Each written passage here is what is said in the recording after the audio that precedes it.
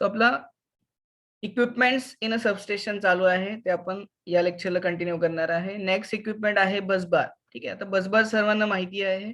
Wien number of lines operating at the same voltage, that is एक number of sections किंवा number of lines आहे त्या same व्होल्टेजला operate होत असतील, तर त्या आपल्याला इलेक्ट्रिकली कनेक्ट करायच्यात with the help of busbar. म्हणजे it is a common conductor where your incoming as well as outgoing can be connected. म्हणजे it is a conductor where you can connect incoming lines as well as outgoing lines in a substation. ठीक आहे. For example 132 bye 66 kV चं substation आहे. ठीक आहे. Incoming जे आहे 132 kV ते आपण बसबारला कनेक्ट करणार आहे. त्याच्यामध्ये जर डबल सर्किट असेल आपलं, ठीक आहे, डबल सर्किट असेल, अगेन दुसऱ्या सर्किटला जो ट्रान्सफॉर्मर कनेक्ट केलेला आहे ते तुमचं जे ते इनकमिंग आहे ते सुद्धा तुमच्या बसबारला कनेक्ट करणार आहे. सिमिलरली तुमचं जे आउटगोइंग आहे, ठीक आहे, जे फीडरचं आउटगोइंग आहे ते तुम्ही बसबार थ्रू तुमच्या डिस्ट्रीब्युशन नेटवर्कला देता. ठीक आहे. It is a common conductor, हे तुमचं कंडक्टर आहे through which you can connect incoming as well as outgoing. ठीक आहे. बेसिकली असं material it is made up of your copper as well as aluminium. Copper किंवा अल्युमिनियम पासून आपण it is a conducting material. ठीक आहे. Then most commonly busbar arrangement in substations are. ठीक आहे. आता याच्यामध्ये there are different types of arrangement, different टाइपचे अरेंजमेंट असतात. त्याच्यामध्ये फर्स्ट आहे सिंगल सर्किट और single busbar arrangement. Then second आहे single busbar arrangement with section station. Then double busbar arrangement. आता याच्यामध्ये तुम्ही single busbar arrangement nothing but इनकमिंगला जी सिंगल बसबार असणार आहे, ठीक आहे, त्यालाच तुमचा जो काही ट्रान्सफॉर्मरला जो इनकमिंग सप्लाय देणार आहे, ठीक आहे, तो आपण कनेक्ट करणार आहे. देन नेक्स्ट आहे single busbar with section station. याचे नंबर ऑफ सेक्शन्स असतात. ठीक आहे, ते आपण डिटेलमध्ये कन्स्ट्रक्शन मध्ये बघूया नंतर. देन याच्यामध्ये ज्यावेळेस आपलं थर्ड युनिट किंवा फोर्थ युनिट स्टार्ट होईल त्यामध्ये हे तुमचं डिटेलमध्ये आहे. ठीक आहे, बसबारचे सेक्शन्स काय, टाईप कोणते आहेत किंवा कशी कन्स्ट्रक्शन काय आहे ते आपल्याला डिटेलमध्ये बघायचं. फक्त टाईप लक्षात घ्या याच्यामध्ये. देन थर्ड आहे डबल बसबार अरेंजमेंट. ठीक आहे, याच्यामध्ये 2 बसबार यूज करतात. हे कशासाठी काय डिटेलमध्ये आपल्याला नंतर कन्स्ट्रक्शन बघताना हे डिटेलमध्ये स्टडी करायचं. ठीक आहे. बसबार क्लियर असेल सर्वांना. Busbar is the common conductor where same operating lines that we can connect to that bus bar. ठीक है. It is a common conductor where your incoming as well as outgoing can be connected. ठीक है. Next आहे तुमचा insulators. ठीक आहे. तर insulator तुमच्या सबस्टेशन मध्ये इन्सुलेटर्स कशासाठी लागतात हे तुम्हाला माहिती आहे. ठीक आहे. याच्यामध्ये 2 मेन फंक्शन असतात इन्सुलेटरचे, which is nothing but protection. Main function आहे त्याचं प्रोटेक्शन आणि सेकंड आहे त्याचं सपोर्ट. ठीक आहे. फॉर एक्झाम्पल जे आपण इन्सुलेटर वापरतो it can be made of your पोर्सेलिन. ठीक आहे. बेसिकली आपण पोर्सेलिन वापरतो, बट ट्रान्समिशन लाईन मध्ये आता पोर्सेलिनला रिप्लेस केलेलं आहे ग्लास इन्सुलेटरने. जे आपण ट्रान्सपरंट इन्सुलेटर बघतो ते तुमचे ग्लास इन्सुलेटर आहेत. बट यापूर्वी आपण 90% किंवा यू कॅन से 100% आपण पोर्सेलिन मटेरियलचे इन्सुलेटर यूज करतो. इवन वेन तुम्ही जे लाइटनिंग अरेस्टर यूज करता, जे बुशिंग यूज करतात ते सुद्धा पोर्सेलिन मटेरियलचे असतात. ठीक आहे. ते नेक्स्ट आहे the use of insulator in substation is depends upon various service requirements. ठीक आहे. आता हे इन्सुलेटरची रिक्वायरमेंट कशी आहे, फॉर एक्झाम्पल किती केव्ही सप्लाय आहे, किती केव्हीचा इन्सुलेटर रिक्वायर्ड आहे, depending on that type of insulator that depends. ठीक आहे. जसं आपण ईपीटी इलेक्ट्रिकल पॉवर ट्रान्समिशन डिस्ट्रीब्युशन मध्ये टाइप्स ऑफ इन्सुलेटर डिटेल मध्ये बघितले होते. ठीक आहे. टाइप्स ऑफ इन्सुलेटर कोणते आहेत तुमच्या, पिन इन्सुलेटर आहे, शॅकल इन्सुलेटर आहे, डिस्क टाइप इन्सुलेटर आहे, सस्पेन्शन आहे तुमचा, स्ट्रिंग टाइप इन्सुलेटर. म्हणजे हे कशावर डिपेंड असतं, डिफरंट व्होल्टेज लेवलवरती. म्हणजे कोणत्या व्होल्टेज लेवलला कोणत्या टाइपचा, फॉर एक्झाम्पल लो व्होल्टेज असेल तर तुम्ही पिन इन्सुलेटर यूज करू शकता. हाय व्होल्टेज असेल 132 kV व्होल्टेज आहे तिथे तुम्ही डिस्क इन्सुलेटर लावू शकता नंबर ऑफ स्ट्रिंग करून. ठीक आहे. याला बोलतात सस्पेन्शन इन्सुलेटर. ठीक आहे. त्या ठिकाणी तुम्ही पिन इन्सुलेटर लावू शकता का, नाही, कारण त्याचं व्होल्टेज लेवल खूप कमी असतं. हे पण आपण डिटेलमध्ये बघितलेलं आहे. ठीक आहे. That means the insulator can be use in a substation depending on the various requirement, service requirement. ठीक आहे. ऍज पर रिक्वायरमेंट आपण डिफरंट टाईपचे इन्सुलेटर यूज करतो आणि डिफरंट रेटिंगचे इन्सुलेटर्स यूज करतो. ठीक आहे, ते क्लिअर असेल सर्वांना.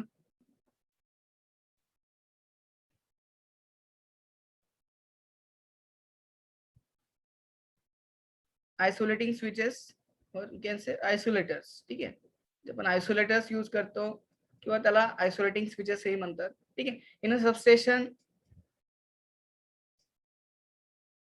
ठीक आहे, आयसोलेटिंग स्विचची गरज काय किंवा आयसोलेटरची गरज काय in order to maintain the transformer. For example एखाद्या ट्रान्सफॉर्मरचा आपण मेंटेनन्स काढला. ठीक आहे, एखाद्या ट्रान्सफॉर्मरचं मेंटेनन्स करायचं आहे.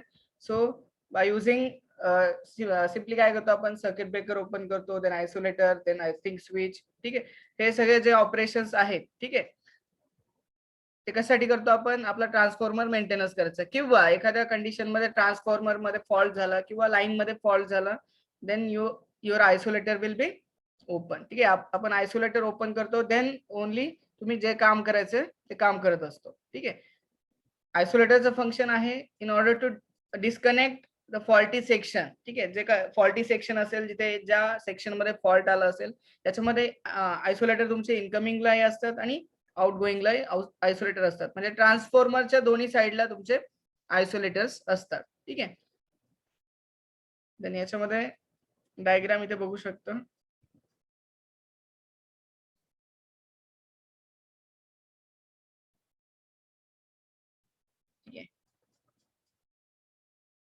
याची डायग्राम आहे, याच्यामध्ये बघू शकता तुमचा आयसोलेटर आहे आणि इथे स्विचेस दिलेले आहेत. फॉर एक्झाम्पल इकडे तुमचं ट्रान्सफॉर्मर कनेक्ट केलेलं आहे. ट्रान्सफॉर्मरचं मेंटेनन्स करायचं झालं तर आपण हे काय करणार आहे, आधी सर्किट ब्रेकर ओपन करणार आहे. तुमचा आयसोलेटर नेहमी तुमचा नो लोड कंडिशनलाच ऑपरेट करायचं. जर ऑन लोड कंडिशनला आयसोलेटर ऑपरेट केला then it will give spark. ठीक आहे, जे स्पार्क किंवा आर्क प्रोड्यूस होते त्यासाठी तुमचा आयसोलेटर हा नेहमी नो लोड कंडिशनला ऑपरेट करायचा. ठीक आहे, और लाईट लोड कंडिशन असेल किंवा नो लोड कंडिशन असेल तरच तुमचा फक्त आयसोलेटर ऑपरेट करायचा. लाईव्ह किंवा ऑन लोड कंडिशनला तुमचा आयसोलेटर किंवा आयसोलेटिंग स्विच ऑपरेट करायचे नाही. ठीक आहे, आयसोलेटरची कनेक्शन आहे. याच्यामध्ये डिटेलमध्ये आपण बघणार आहे की 33 kV सबस्टेशन ड्रॉ केल्यानंतर त्याच्यामध्ये आयसोलेटर कोणत्या साईडला कुठे कुठे असतात, किती असतात, ते डिटेलमध्ये आपण वन बाय वन स्टडी करणार आहे. ठीक आहे, then next is circuit breaker. ठीक आहे, आता सर्किट ब्रेकरचे व्हेरियस टाइप्स आहे. याच्यामध्ये बेसिकली आपण SF6 सर्किट ब्रेकर वापरतो सबस्टेशन मध्ये किंवा व्हॅक्यूम सर्किट ब्रेकर वापरतो. ठीक आहे, काही ठिकाणी एअर सर्किट ब्रेकर वापरतात डिपेंडिंग ऑन द ऍप्लिकेशन. ठीक आहे, व्होल्टेज लेवल डिपेंड आहे, व्होल्टेज लेवलवरती डिपेंड आहे. Depending on the application you can use circuit breaker. आता तुम्ही स्विच गिअर प्रोटेक्शन मध्ये डिटेलमध्ये सर्किट ब्रेकरचं स्टडी केलेलं आहे. It is a protecting device. It operates under normal as well as abnormal condition. ठीक आहे, नॉर्मल ऍज वेल age abnormal condition मध्ये आपण सर्किट ब्रेकर ऑपरेट करू शकतो. म्हणजे एखादा सर्किट ओपन किंवा क्लोज करू शकतो. ऍबनॉर्मल कंडिशन म्हणजे कोणती, एखादा फॉल्ट झाला ट्रान्सफॉर्मरच्या आतमध्ये 2 टर्न मध्ये फॉल्ट झाला, त्याला बोलतात इंटर टर्न फॉल्ट. ट्रान्सफॉर्मर मध्ये इंटर टर्न मध्ये झाला किंवा फेस टू फेस फॉल्ट झाला, त्या फॉल्ट मुळे तुमचा सर्किट ब्रेकर काय होणार आहे, ऑपरेट होणार आहे. दॅट मीन्स फॉल्टी कंडिशन किंवा ॲबनॉर्मल कंडिशन. आणि नॉर्मल कंडिशन म्हणजे काय, आपण ट्रान्सफॉर्मरचं मेंटेनन्स काढायचं, त्यामुळे सर्किट ब्रेकर ऑपरेट केलाय किंवा ओपन केलाय. ठीक आहे, याच्यामध्ये बेसिकली तुम्हाला माहिती आहे हा सिम्बॉल आहे ट्रान्सफॉर्मरचा. याच्यामध्ये 2 कॉन्टॅक्ट असतात, एक फिक्स कॉन्टॅक्ट आणि मुव्हिंग कॉन्टॅक्ट. ठीक आहे, देन मुव्हिंग कॉन्टॅक्ट काय होतं, आयसोलेटर ओपन असतं. नॉर्मल कंडिशन मध्ये दोन्ही कॉन्टॅक्ट क्लोज असतात. आयसोलेटर ओपन होत असतं, सॉरी सर्किट ब्रेकर ओपन होत असताना हा कॉन्टॅक्ट ओपन होतो आणि त्याचा जो कॉन्टॅक्ट ओपन होत असताना आर्क प्रोड्यूस होते. ठीक आहे, फॉर एक्झाम्पल हा जो कॉन्टॅक्ट आहे तो ओपन होत असताना इथे काय होते, आर्क प्रोड्यूस होते. ठीक आहे, त्या आर्कला क्वंच करण्यासाठी ही जे आर्क आहे ती प्रोड्यूस होते. त्या आर्कला क्वंच करण्यासाठी जे मीडियम वापरलं जातं, depending on that your circuit breaker is classified. For example जर इथे याच्यामध्ये सर्किट ब्रेकर मध्ये जर तुम्ही SF6 वापरला, it is known as SF6 circuit breaker. Then vacuum वापरला, व्हॅक्यूम सर्किट ब्रेकर. एअर वापरलं, air circuit breaker. Oil use केलं, oil circuit breaker. Depending on the arc quenching medium, जे आर्क क्वंच करतो आपण किंवा रिड्यूस करतो, minimise करतो, depending on that arc quenching medium transformer circuit breaker can classify. ठीक आहे.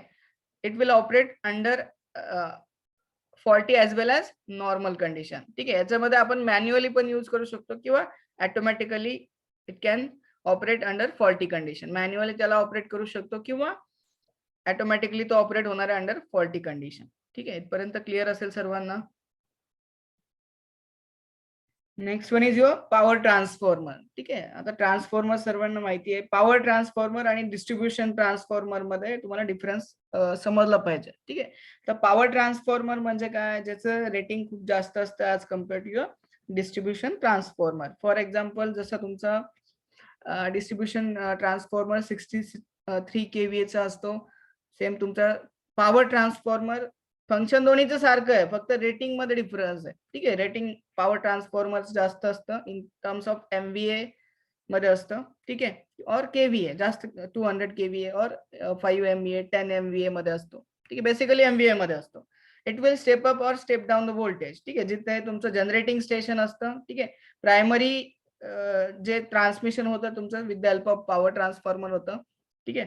आता याच्यामध्ये ॲज पर रिक्वायरमेंट, आता सबस्टेशनची रिक्वायरमेंट काय आहे, लोड काय आहे, ठीक आहे, त्या बेसिसवर एखादं सबस्टेशन इन्स्टॉल करताना त्या पॉवर ट्रान्सफॉर्मरचं रेटिंग ठरवलं जातं. ठीक आहे. आणि फ्युचर एक्सपान्शन खूप महत्वाचं असतं. आता कोणतंही सबस्टेशन इन्स्टॉल करताना एक ऍडिशनल ट्रान्सफॉर्मर, ठीक आहे, ऍडिशनल ट्रान्सफॉर्मर म्हणजे 2 ट्रान्सफॉर्मर इन्स्टॉल केले जातात. फॉर एक्झाम्पल 5 MVA आणि 5 MVA च्या. जसं आपण एक सबस्टेशनला व्हिजिट केलं होतं, तिथे 2 ट्रान्सफॉर्मर होते. एखादा ट्रान्सफॉर्मर जर फेल झाला, एखाद्या ट्रान्सफॉर्मर मध्ये काहीतरी प्रॉब्लेम झाला, फॉल्ट झाला, ठीक आहे, फॉल्ट झाला तर तो 50% लोड ऍटलिस्ट त्या दुसऱ्या ट्रान्सफॉर्मरने सस्टेन केला पाहिजे. म्हणजे पूर्ण लोड डिस्कनेक्ट न होता किंवा पूर्ण लोड शेड न होता तो 50% लोड तो दुसरा ट्रान्सफॉर्मर जो पॅरलल कनेक्ट केलेला असतो तो सस्टेन करू शकतो. किंवा एखाद्या ट्रान्सफॉर्मरचा मेंटेनन्स निघाला, ठीक आहे, मेंटेनन्स मध्ये आपण ट्रान्सफॉर्मर पूर्ण बंद करणार आहे किंवा जो काही मेंटेनन्स असणार आहे त्यासाठी तो जो रिमेनिंग लोड आहे पूर्ण तुमचा डिस्कनेक्ट न करता जो दुसरा ट्रान्सफॉर्मर आहे त्याने तो लोड सस्टेन केला जातो. ठीक आहे. देन नेक्स्ट याच्यामध्ये आता याच्यामध्ये स्टेप अप किंवा स्टेप डाऊन हे तुम्हाला माहितीच आहे. ठीक आहे. ऍडव्हान्टेजेस बघूया याचे काय आहे. आता याच्यामध्ये only 3 phase load tap changing mechanism can be use. आता याच्यामध्ये टॅप चेंजिंग किंवा नंबर ऑफ टॅपिंग्स असतात. सगळ्यांना माहिती आहे एक टॅप चेंजर असतो. टॅप चेंजर कशासाठी, जे आउटपुटला जे काही व्होल्टेज आहे, ठीक आहे, नंबर ऑफ स्टेप्स मध्ये. फॉर एक्झाम्पल तुम्हाला माहिती आहे टॅपिंग्स काय, व्होल्टेज व्हॅरी करण्यासाठी किती टॅपिंग आहेत, 100% आहे, 75% आहे, 50% आहे, 40% आहे, म्हणजे टॅपिंग्स असतात. ठीक आहे. त्या नंबर ऑफ टॅपिंग्स कशासाठी दिलेले असतात, in order to change the voltage level. ठीक आहे. व्होल्टेज लेवल किती पर्सेंट पाहिजे, 50% पाहिजे, 100% पाहिजे, 75% पाहिजे, त्यासाठी तुमच्या टॅपिंग्स यूज केलेलं असतात किंवा त्याला बोलतात टॅप चेंजिंग ट्रान्सफॉर्मर. ठीक आहे. The installation is much similar to that 3 phase power transformer. आता हा तुमचा टॅप चेंजिंग ट्रान्सफॉर्मर म्हणजे काय, ठीक आहे, ज्याच्यामध्ये टॅपिंग्स यूज केले जातात, which is nothing but your tap changing transformer. म्हणजे तुमचं व्होल्टेज व्हॅरी करण्यासाठी सेम ट्रान्सफॉर्मरचं कन्स्ट्रक्शन इथून तिथून सेमच आहे, फक्त रेटिंग मध्ये डिफरन्स. इथे बघू शकता तुमचं the rating up to 10 MVA. ठीक आहे, which is naturally cooled oil immerse transformer are use for higher rating. ठीक आहे. म्हणजे 10 MVA पर्यंत जो ट्रान्सफॉर्मर आपण यूज करतो नॅचरली कूल्ड. ठीक आहे. ऑइल इमर्स ट्रान्सफॉर्मर, जे तुमच्या ट्रान्सफॉर्मर मध्ये जी कोर आहे ती ऑइल मध्ये. ठीक आहे. Nothing but your oil immerse transformer. Next आहे आपला पोटेन्शियल ट्रान्सफॉर्मर. ठीक आहे. याला आपण बोलतो पीटी. ठीक आहे. सगळ्यांना माहिती आहे CTPT ऑलरेडी स्टडी केलेला आहे, आपण पण घेतलेला आहे. ठीक आहे. पीटी काय यूज करतो आपण, PT nothing but in order to measure high voltage. ते आपण नॉर्मल व्होल्टमीटरने आपण हाय व्होल्टेज किंवा मल्टीमीटरने हाय व्होल्टेज मेजर करू शकत नाही. It is a step down transformer in terms off voltage. ठीक आहे. व्होल्टेजच्या टर्म मध्ये बोललं तर it is step down transformer. It will step down that high voltage, जे 132 kV असेल, 220 kV असेल, अप टू मेजरेबल व्हॅल्यू. काही आपण मेजर करू शकतो, म्हणजे 110 वोल्ट पर्यंत तो स्टेप डाऊन करतो. With the help of multimeter और voltmeter you can measure directly that voltage. ठीक आहे. आता प्रायमरी तुमचे जे पॉवर पोटेन्शियल ट्रान्सफॉर्मरची जी primary has large number of turns, प्रायमरीचे नंबर ऑफ टर्न्स खूप जास्त असतात. अँड क्रॉस सेक्शन एरिया म्हणजे त्याचा डायमीटर काय असतो कंडक्टरचा खूप कमी असतो ॲज कम्पेअर टू सेकंडरी. आता सेकंडरीला खूप कमी टर्न्स असतात. आता तुम्हाला माहिती आहे स्टेप डाउन म्हणलं तर प्रायमरीला जास्त टर्न्स असणार आणि सेकंडरीला टर्न्स कमी असणार आहेत. आणि जो डायमीटर आहे जो कंडक्टरचा प्रायमरीचा खूप कमी असतो ॲज कम्पेअर टू सेकंडरी. सेकंडरीचे नंबर ऑफ टर्न्स कमी असतात बट डायमीटर जास्त असतो. ठीक आहे. व्होल्टेज स्टेप डाउन होतं बट सेकंडरीचा करंट काय होतो स्टेप अप होतो इन टर्म्स ऑफ करंट. जर आपण घेतलं तर सेकंडरीचा करंट खूप जास्त असतो in case of your PT. ठीक आहे. देन हे तुम्हाला माहिती आहे सगळ्यांना टर्न्स रेशो किंवा पीटी टर्न्स रेशो सगळ्यांना माहिती आहे V2 अपॉन V1 किंवा व्होल्टेज रेशो तुम्ही म्हणू शकता. ठीक आहे. आपल्याला टर्न्स रेशो कॅल्क्युलेट करावा लागतो main line voltage find out करण्यासाठी. देन नेक्स्ट आहे आपलं हे पीटी म्हणजे तुमचं मेजरिंग इन्स्ट्रुमेंट आहे. त्याच्यामध्ये मेजरिंग आणि इंडिकेटिंग आणखी एक आहे याच्यामध्ये सीटी. ठीक आहे. करंट ट्रान्सफॉर्मर राहिला. तर करंट ट्रान्सफॉर्मरचं फंक्शन सर्वांना माहिती आहे. It will step down or it will step down the voltage that is high voltage 100 it will step down that current जे 100 एम्पियर करंट असेल किंवा 1000 एम्पियर करंट असेल large amount of current that will step down with the help of CT. म्हणजे तो जो काय प्रायमरीचा current येणार आहे तो स्टेप डाउन करेल अप टू मेजरेबल व्हॅल्यू म्हणजे 5 एम्पियर 10 एम्पियर पर्यंत तो स्टेप डाउन करेल जेणेकरून आपण with the help of multimeter और ammeter we can measure that current. ठीक आहे. हा तुमचा सीटी असतो. ठीक आहे. सिटी मध्ये सर्वांना माहिती आहे सिटीची सेकंडरी आपण काय करतो ओपन ठेवतो किंवा शॉर्ट करतो with the help of ammeter or सिटीची सेकंडरी कधीही ओपन ठेवत नाही इन ऑर्डर टू त्याच्यामध्ये सिटीच्या प्रायमरी मध्ये खूप जास्त करंट असतो. प्रायमरीचा करंट जर लिंक झाला नाही तर तुमची जी सिटीची कोर आहे that will saturate core saturate होऊन तुमची सिटी बर्न होऊ शकते किंवा डॅमेज होऊ शकते. दॅट्स वाय आपण काय करतो सिटीची सेकंडरी नेहमी एमीटरने शॉर्ट करतो किंवा डायरेक्टली शॉर्ट करतो. ठीक आहे. देन याच्यामध्ये इंडिकेटिंग इन्स्ट्रुमेंट असतात. इंडिकेटिंग इन्स्ट्रुमेंट म्हणजे जे मीटरिंग साठी वापरले जातात. ठीक आहे. किंवा मीटरिंग इन्स्ट्रुमेंट. मीटरिंग म्हणजे काय जे आपण घरामध्ये मीटर वापरतो सेम तुमचे मीटरिंग व्होल्ट मीटर असणार आहे तुमच्या याच्यामध्ये सबस्टेशन मध्ये. ठीक आहे. त्याच्यामध्ये व्होल्ट मीटर आहे एमीटर आहे व्हेरियस तुमचा एनर्जी मीटर आहे. ठीक आहे. देन फ्रिक्वेन्सी मीटर आहे व्हेरियस मीटर्स असतात which is nothing but your metering instrument. ठीक आहे. देन नेक्स्ट आहे मिसलिनियस इन्स्ट्रुमेंट. मिसलिनियस म्हणजे काय अदर जे काही हे राहिलेले ते सोडून फ्युजेस असतात कॅरियर फॉर बसबार कॅरियर असतात. देन ऑक्झिलरी सप्लाय आहे. ठीक आहे. त्याच्यासाठी आपण बॅटरी बॅकअप यूज करतो. ऑक्झिलरीज जे काही लाइटनिंग आहेत. ठीक आहे. सबस्टेशन मध्ये जो ऑक्झिलरी सप्लाय द्यायचा असतो. ठीक आहे. ते आपण with the help of batteries देत असतो. ठीक आहे. इथपर्यंत क्लिअर आहे सर्वांना. हे तुमचं सेकंड पॉइंट इथे संपलेलं आहे. हे होतं मिसेलेनियस इन्स्ट्रुमेंट. ठीक आहे. याच्यामध्ये कोणाला काही डाऊट नसेल